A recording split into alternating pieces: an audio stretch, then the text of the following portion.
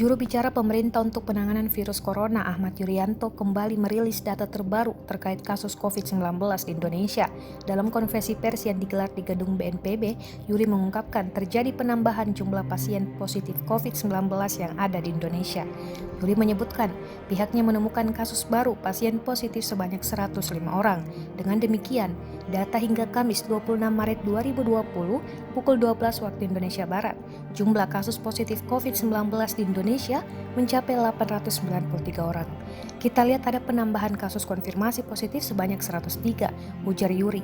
Sehingga total pasien COVID-19 di Indonesia berjumlah 893 orang, imbuhnya. Dikutip dari siaran langsung di YouTube BNPB Indonesia.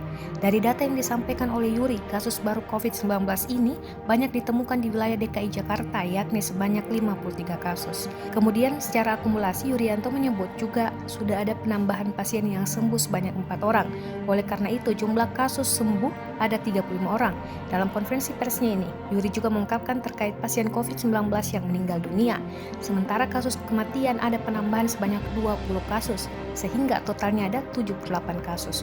Adapun update kasus COVID-19 di Indonesia per 26 Maret 2020, yakni kumulatif positif 893, pasien sembuh 35 orang, serta kumulatif kematian sebanyak 78 orang.